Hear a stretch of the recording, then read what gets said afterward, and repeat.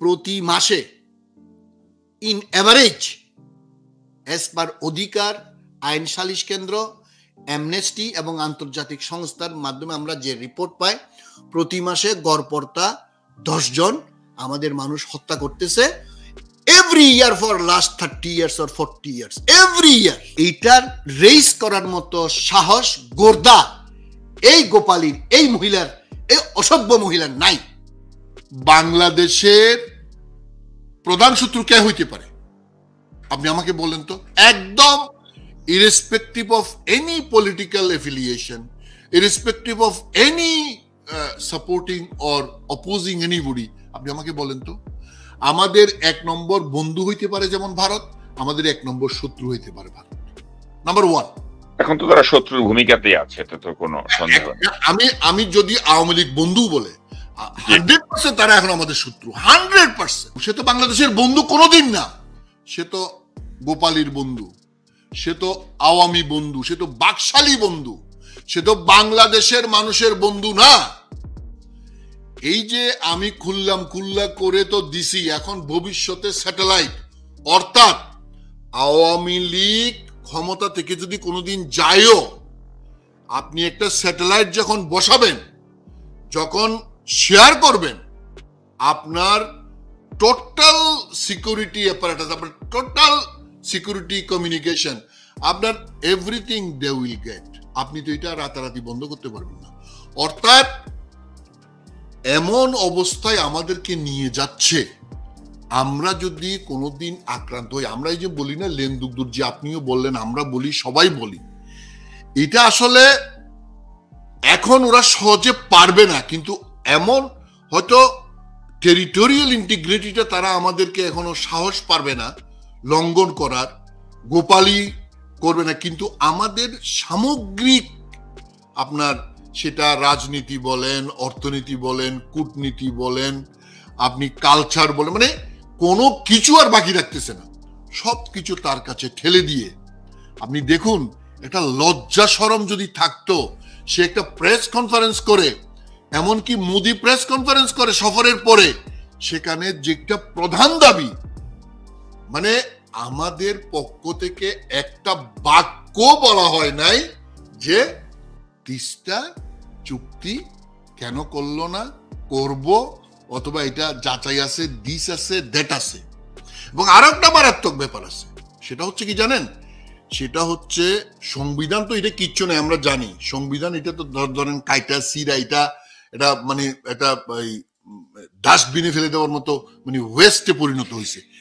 Still সেখানে যেগুলো আছে সেগুলো এই গোপালী মানে না। সেটা কি? যে কোনো চুক্তি করার আগে এবং পরে প্রধানমন্ত্রী রাষ্ট্রপতির কাছে পাঠাবে, রাষ্ট্রপতি সেটা সংসদে পাঠাবে, এবং যেগুলা খুবই কনফিডেন্সিয়াল বা সংবেদনশীল আমরা যেটা বলি, সেগুলা পার্লামেন্টের গোপন বৈঠকে ডিসক্লোজ না করার শর্তে পার্লামেন্টের গোপন বৈঠকে সেগুলো অনুমোদন হইতে হবে। আপনি কি কোনোদিন শুনছেন কোন চুক্তি, ভারতের সাথে যে কোনো চুক্তি, যে সমঝোতা স্মারক হোক অথবা এগ্রিমেন্ট হোক, অথবা যে 3টা রিনিউ করলো, 7টা এমওইউ করছে, 3টা রিনিউ করছে, আপনি কি সংসদে কোনো বাপের বেটায়, এই যে গরুর শুয়ারের কোয়ার, এই যে কুত্তাগুলা, বিড়ালগুলা, ভেড়াগুলা, ছাগলগুলা যে সংসদ সদস্য হয়েছে, এই গুন্ডা বদমাশ চোরাকারবারি গুলা, এরা কি এগুলা কেউ জানে? এবার কেউ ধার ধারে? সবগুলো তো আছে গুন্ডামি, লুচ্চামি, ভণ্ডামি, চোরাকারবারিতে।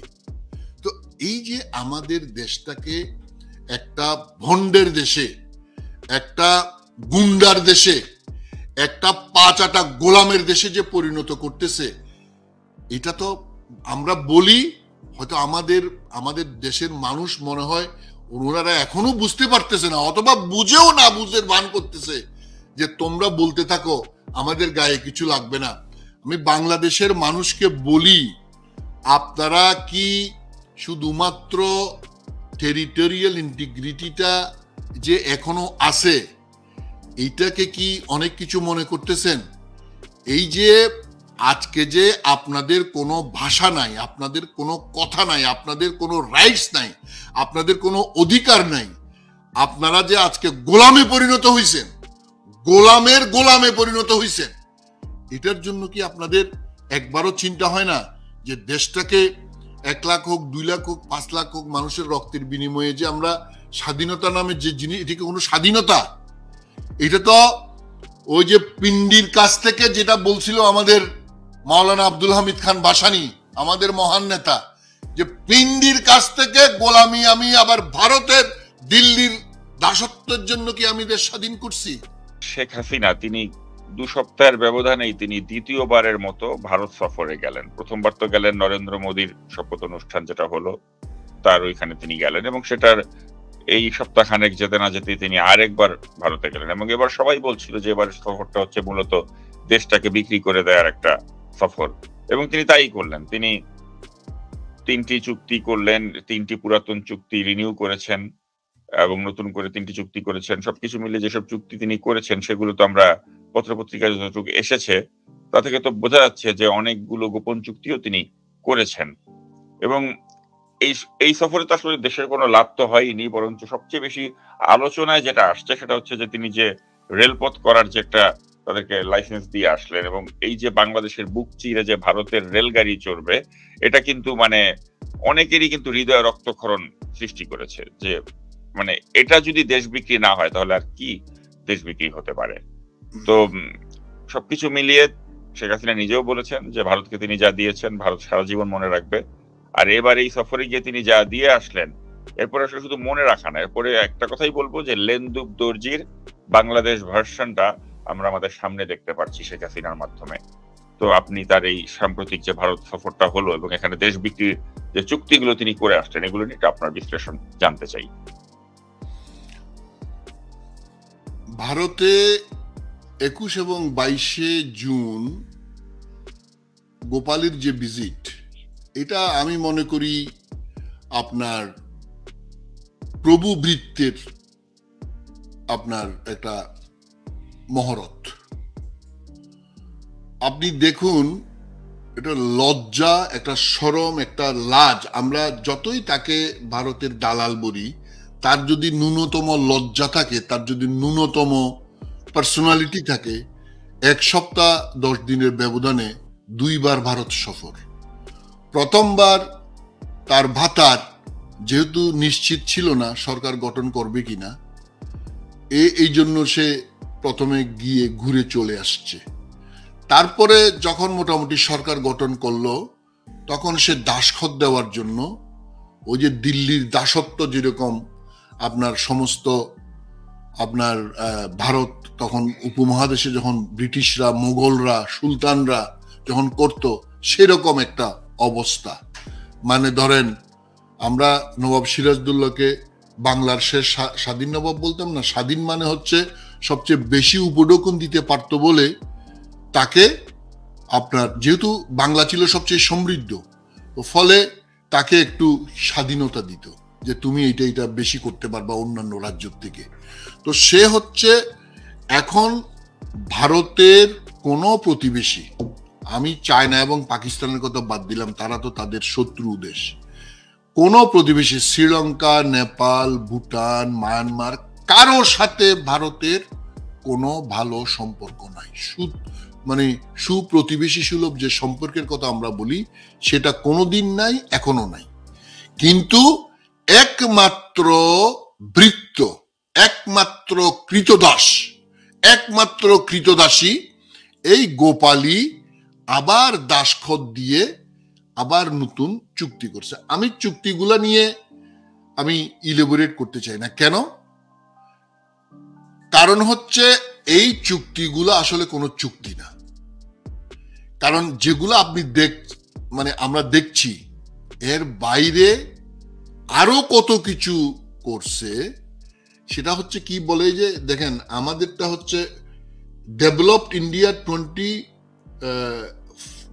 2047 আর স্মার্ট বাংলাদেশ 2041। দেখেন, মানে তারা 47 সালে সমৃদ্ধি লাভ করবে, আমরা নাকি 2041 সালে মানে সমৃদ্ধ মানে কি, মানে উন্নত দেশে পরিণত হবে। এই যে মানে ভোতা এবং অসভ্য এবং অবাস্তব এই যে পরিকল্পনা, হিন্দুত্ববাদী এই ভয়ঙ্কর গুজরাটের কসাই, বুচার অফ গুজরাট আর বুচার অফ বাংলাদেশ, এই যে হায়ানা, এদের যে আপনি যে চুক্তিগুলা, আমি আপনার সাথে মনে হয় আমরা 2-3 সপ্তাহ আগে আলাপ করছিলাম, বাংলাদেশের উপর ভারতের যে অন্যতম সেরা এক্সপার্ট শ্রী রাধা দত্ত একটা সাক্ষাৎকারে আসন্ন গোপালীর ভিজিট নিয়ে তারা মোটামুটি নিশ্চিত ছিল, এবং শ্রী রাধা দত্ত বলছিল ওই আরেক তার সাক্ষাৎকার ভদ্র মহিলাকে যে এইবার ভারতকে তিস্তা নদীর চুক্তি করতেই হবে। বাংলাদেশ মানে আওয়ামী লীগ তাদেরকে যা দিছে এইটা চিন্তারও বাইরে, অকল্পনীয়। আমি নিজেও বলি, আমি মনে করি বাংলাদেশের প্রতিষ্ঠা মানুষ, যদিও তারা আমাদেরকে ভারত বিরোধী বলে, আমরা ভারত বিরোধী না, ভারত বাংলাদেশ বিরোধী। আমরা ভারতের কোনো যে বিশেষ করে তাদের 7 এই যে 7 সিস্টার্স এন্ড 1 ব্রাদার বলে যেটা, এই যে নর্থ ইস্টের এই স্টেটগুলোকে, ওখানে কোনো রকমের ইনসার্জেন্সি আমাদের দেশে হোক সেটা অবশ্যই আমরা চাইবো না, সেটা বেগম খালেদা যে 2012 সালে মনমোহন সিং এর সাথে যে মিটিং করছিল বেগম খালেদা সেখানে বলেও আসছিল, হোয়াট এভার হ্যাপেন, তোমরা ভুল করছো, আমরাও ভুল করছি, let us go ahead with new planning. Begum Khaleda Zia সেদিন বলছেন, আমিও উনার সাথে একমত হয়ে বলতে চাই যে ভারতে যেমন কোনো insecurity, insurgency 7 sisters and 1 brothers স্টেটে আমাদের থেকে হবে না, একইভাবে বাংলাদেশেও ভারত নিশ্চয়তা দিতে হবে আমাদের পার্বত্য চট্টগ্রামে বা আমাদের বর্ডারে তারা কোন রকমের ইনসার্জেন্সি বা কোনো কিলিং করবে না। আপনি দেখুন কিরকম কৃতদাসী চুক্তি কি করছে, এগুলো নিয়ে যদি ইলাবোরেট করি আমি 5 ঘন্টা আলাপ করতে হবে, আমি 2-1টা নিয়ে আলাপ করব, কিন্তু একটা ইস্যু, আমাদের একটা ইস্যু, বিশেষ করে 3টা গুরুত্বপূর্ণ ইস্যু রেইজ করার মতো যোগ্যতা, গাটস, মেরুদণ্ড তার যে নাই, সে যে এটা তাদের গোলাম, এটা প্রমাণ করছে। 1 নাম্বার, তিস্তা সহ 54টা অভিন্ন নদীর হিস্সা আজ পর্যন্ত আমরা পাচ্ছি না, এবং পাবার কোনো মানে সম্ভাবনাও নেই, 1 নম্বর। 2 নম্বর হচ্ছে আমাদের বর্ডারে প্রতি মাসে ইন এভারেজ এস পার অধিকার, আইন সালিশ কেন্দ্র, অ্যামনেস্টি এবং আন্তর্জাতিক সংস্থার মাধ্যমে আমরা যে রিপোর্ট পাই, প্রতি মাসে গড়পড়তা 10 জন আমাদের মানুষ হত্যা করতেছে, every year for last 30 years or 40 years, every year. কোনো মাসে 25 জন, কোনো মাসে 10 জন, কোনো মাসে 12 জন, কোনো এইটার রেইজ করার মতো সাহস, গোর্দা এই গোপালীর, এই মহিলার, এই অসভ্য মহিলার নাই। 3 নাম্বার, এখন বলতেছে যে আমাদের দেশের উপর দিয়া তাদের রেল ড্রাইভাররা চালাইয়া ওই যে আপনার আসামে যাবে, ত্রিপুরায় যাবে, কলকাতা থেকে যাবে, রাজশাহী হইয়া বা যশোর হইয়া যাবে, রেল যাবে। এখন আমি প্রশ্ন করি, ভারতের সাথে আমাদের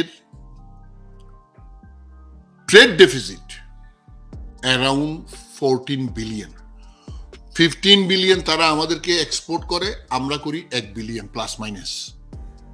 আচ্ছা, এই যে 7টা এবং 8টা এই যে নর্থ ইস্ট স্টেটে যদি চট্টগ্রাম এবং মংলা বন্দর থেকে আমরা যদি সেখানে আপনার গুডস, এসেনশিয়াল গুডস সহ ওদের নিত্য প্রয়োজনীয় যত কিছু যদি আমরা সাপ্লাই করি, আমাদের এক্সপোর্টাররা সাপ্লাই করে, তাহলে আমাদের ট্রেড ডেফিসিট কমসে কম 5-7 বিলিয়ন আমরা যোগ করতে পারবো। অর্থাৎ 15 বিলিয়নের জায়গায় 14 বিলিয়নের জায়গায় 8-9 বিলিয়নে চলে আসবে। এখন আমরা কি করতেছি, ভারতের মাল আমাদের গায়ের উপর দিয়া তাদের কাছে যাবে, মানে আমাদের ট্রেড ডেফিসিট আরো বাড়বে। সেইটা রেজ করার মতো সাহস, যোগ্যতা, হেডম এই গোপালীর থাকবে না। এটা স্বাভাবিক, কারণ সে তো কৃতদাস। Bharat is the only country not only destroying our democracy, they are keeping these women, this family, these oligarchs into power for more than 1.5 decades. তাহলে এই যে আপনি ভারতের তার যে সফর আপনি দেখেন, বলতেছে আপনার ব্লু ইকোনমি, মানে সমুদ্রের ইকোনমি, স্পেস, আমাদের মিলিটারি হার্ডওয়্যার, আমাদের মিলিটারি ট্রেনিং, আমাদের রেল, আমাদের ট্রানজিট, ট্রান্সশিপমেন্ট, অনেকগুলো তো রিনিউ করছে, অনেকগুলো দিয়ে দিছে। আচ্ছা, আপনি আমাকে বলেন আমাদের মিলিটারি হার্ডওয়্যার আপনি বলতে পারেন এখন মোর দেন 80% চাইনিজ, মোর দেন 80% আপনি বলতে পারেন। তারপরে আপনি দেখেন এই যে এই স্যাটেলাইট, কি আশ্চর্য ব্যাপার। একটা দেশের, যে কোনো দেশের একটা মানে কি কিছু ইনস্টলেশন আছে যেগুলো অত্যন্ত গোপনীয়, অত্যন্ত কনফিডেন্সিয়াল, এমনকি সেগুলা আপনার প্রকাশ্যে পর্যন্ত আসতে পারে না, আদার দেন টপ আপনার গভর্নমেন্ট আপনার হায়ারার্কি, মনে করেন প্রেসিডেন্ট, প্রাইম মিনিস্টার, অথবা চিফ অফ আর্মি, অথবা চিফ অফ গোয়েন্দা সংস্থা। কারণ এমনকি তারা চাকরি থেকে গেলেও এগুলো কোথাও কোনো ডিসক্লোজ করতে পারবে না, কথা বলতে পারবে না। এখন নাকি যৌথ স্যাটেলাইট আমরা আপনার স্পেসে কমিউনিকেশন স্যাটেলাইট ছাড়বো ভারতের সাথে। তার মানে কি, এমনিতেই তো আমাদের কোনো কিছু বাকি রাখছে বলে আপনি মনে হয় না, সব খুলে দিছে, খুল্লা। আমাদের আপনার এই যে সো কল সিকিউরিটি তো অলরেডি খুল্লা, এই খুল্লার মধ্যে আরো খুল্লা, মানে সামনে পিছে দুই দিনেই খোলা। দেশ বিরোধী চুক্তি আড়াল করতেই ছাগলকাণ্ড, রিজভী। দেশ বিরোধী চুক্তি আড়াল করতেই ছাগলকাণ্ড, বেনজির কাণ্ড, আজিজ কাণ্ড এবং হেলিকপ্টারে আসামি গ্রেপ্তার কাণ্ড সামনে আনা হচ্ছে বলে মন্তব্য করেছেন বিএনপির সিনিয়র যুগ্ম মহাসচিব রুহুল কবির রিজভী। শুক্রবার বিকেলে রাজধানীর নয়াপল্টনে বিএনপির কেন্দ্রীয় কার্যালয়ে এক সংবাদ সম্মেলনে তিনি এ মন্তব্য করেন। রুহুল কবির রিজভী বলেন, জনগণ মনে করে দেশ বিরোধী চুক্তি আড়াল করতেই ছাগলকাণ্ড, বেনজির কাণ্ড, পুলিশের সাবেক আইজি বেনজির আহমেদ, আজিজ কাণ্ড, সাবেক সেনাপ্রধান জেনারেল অবসরপ্রাপ্ত আজিজ আহমেদ, হেলিকপ্টারে আসামি গ্রেপ্তার কাণ্ড সামনে আনা হচ্ছে। একজন ডিরেক্টরের হুকুমে দেশ চলছে বলেই জনগণ আজ ত্যায্য প্রত্যাখ্যান ও নিজ দেশে পরাধীন হতে চলেছে। গোটা জাতি এখন ভীত ও শঙ্কার মধ্যে। শ্বাসবায়ু প্রাণ ভরে কেউ গ্রহণ করতে পারছে না, তবে জনগণ চূড়ান্ত বাধা টপকিয়ে বাংলাদেশকে কারো আশ্রিত রাজ্য বানাতে দেবে না। তিনি বলেন, আওয়ামী লীগের সাধারণ সম্পাদক বলেছেন, যারা ভারত বিরোধী ইস্যু খুঁজছেন তারা আবারও ভুল পথে যাচ্ছে।